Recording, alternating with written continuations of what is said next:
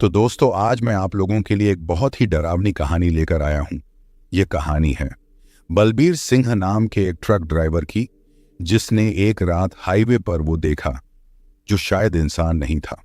धुंध, सन्नाटा और एक साया जिसने उसकी जिंदगी को हमेशा के लिए बदल दिया।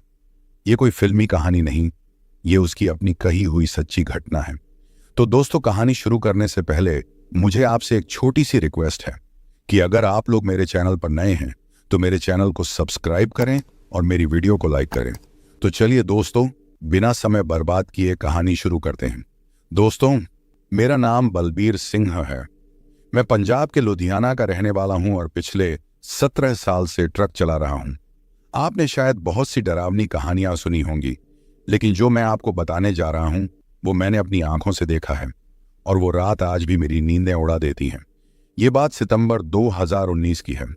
मुझे दिल्ली से जयपुर एक ट्रक में सीमेंट की बोरियां लेकर जाना था। रात का सफर था और मैं हमेशा की तरह अकेला ही था। मौसम साफ था, हाईवे सुनसान और चांदनी हल्की हल्की चमक रही थी। समय रहा होगा करीब रात के 1:45। मैं NH-28 पर कहीं बहरोड और कोटपूतली के बीच ड्राइव कर रहा था। मेरे केबिन में धीमी धीमी पंजाबी गाने बज रहे थे और चाय का एक थर्मस मेरे बगल में रखा था। सब कुछ सामान्य लग रहा था जब तक कि मैंने उसे नहीं देखा। सड़क के किनारे एक औरत खड़ी थी, सफेद साड़ी में लिपटी हुई, बाल खुले, चेहरा झुका हुआ, और उसके पास कोई गाड़ी नहीं थी।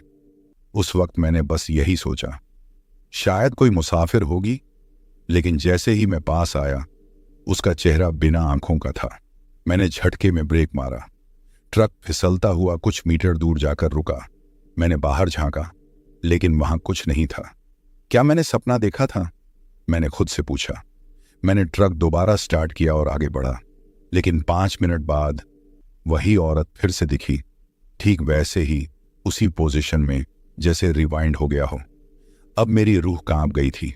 इस बार मैंने गाड़ी नहीं रोकी, बस एक्सेलरेटर दबाया और तेजी से निकल गया। लेकिन कुछ दूरी पर ट्रक के पीछे से किसी के दौड़ने की आवाज आई, जैसे कोई मेरे ट्रक के पीछे पीछे भाग रहा हो। मैंने मिरर देखा, कोई नहीं था। लेकिन अचानक वो औरत मेरे सामने ट्रक के बोनट पर बैठी दिखी। उसका चेहरा सीधा मेरी तरफ, उसकी आंखें काली और गहरी, मानो खाई हो। मैं चिल्लाया, हट जा! और फिर सब ब्लैकआउट। जब मेरी आंख खुली, मैं ट्रक से बाहर सड़क किनारे पड़ा था। पास के ढाबे वाले ने बताया, भाई तू रात को जोर से चिल्लाया और ट्रक अपने आप साइड में आकर रुक गया। हम लोग दौड़कर आए। तेरा ट्रक सही सलामत है, पर तेरा चेहरा सफेद था जैसे तूने मौत देख ली हो। मैंने किसी को कुछ नहीं बताया, लेकिन मुझे पता था मैंने उस रात कुछ ऐसा देखा था जो इंसानी नहीं था। आज भी जब मैं NH-24 पर जाता हूं, उस जगह से धीरे निकलता हूं, क्योंकि मैं जानता हूं वो साया अब भी वहां है। अगर आप कभी रात को अकेले हाईवे पर ट्रक चला रहे हों और कोई औरत सफेद साड़ी में आपको इशारा करे, तो रुकिए मत, क्योंकि जरूरी नहीं वो इंसान ही हो। उस रात के बाद मैंने कई रातें जाग कर काटी। कई बार लगा कि मैं पागल हो रहा हूं।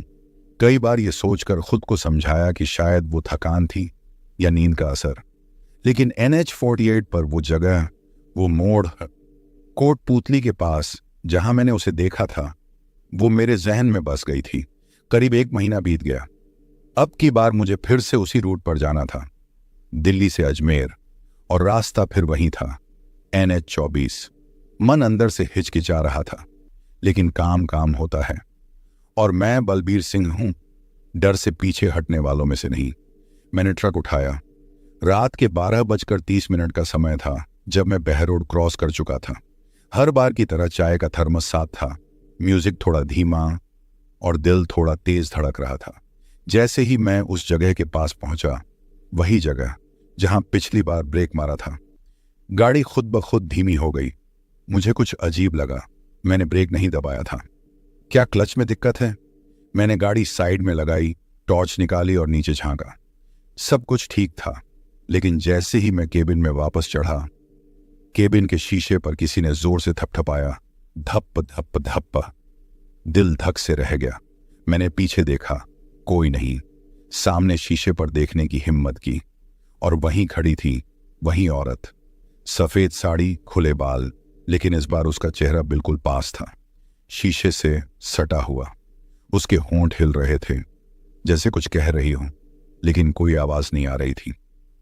मैंने दरवाजा अंदर से बंद किया, गाड़ी चालू की और एक्सेलरेटर दबा दिया, लेकिन ट्रक स्टार्ट नहीं हो रहा था। बैटरी ऑन थी, सब कुछ ठीक था, पर इंजन एकदम डेड।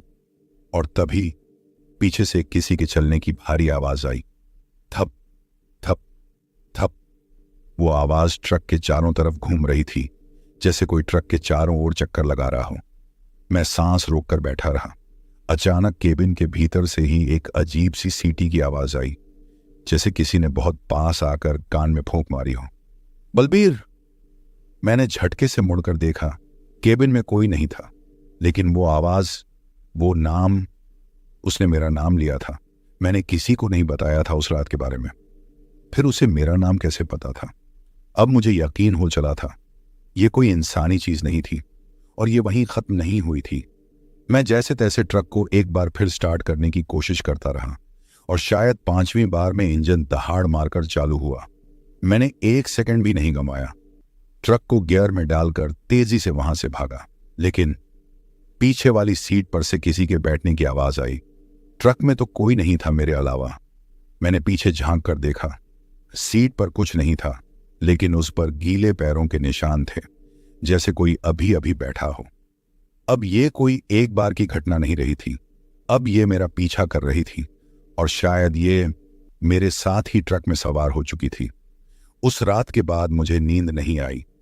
ट्रक की पिछली सीट पर वो गीले पैरों के निशान अब भी मेरी आंखों के सामने थे।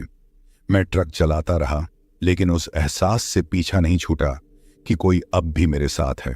मैं अजमेर पहुंच गया, माल उतरवाया और वहीं एक ढाबे पर जाकर ट्रक साइड में लगाकर बैठ गया। मैंने गाड़ी बंद की, खुद को तसल्ली देने की कोशिश की और फिर सोचा शायद नींद पूरी कर लूं।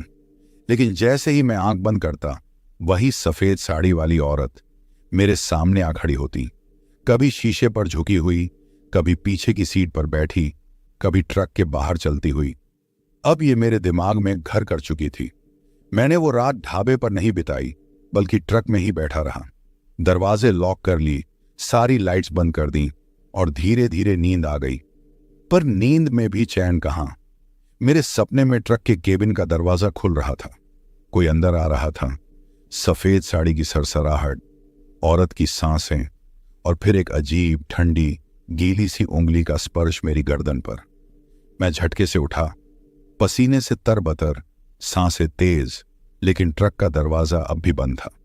पर जब मैंने विंडशील्ड देखा, उस पर अंदर की ओर किसी ने उंगली से लिखा था, फिर मिलेंगे। अब मुझे यकीन हो गया, ये कोई आम भूत या आत्मा नहीं थी, ये कुछ और था, कोई साया जो मेरा पीछा कर रहा था। 3 दिन बाद मुझे वापसी का ऑर्डर मिला, अजमेर से वापस दिल्ली। मैंने साफ कहा, मैं रात में नहीं जाऊंगा, पर माल देर से आया और जब तक लोडिंग पूरी हुई, रात के 9:15 हो चुके थे। मन में डर तो था, लेकिन क्या करता।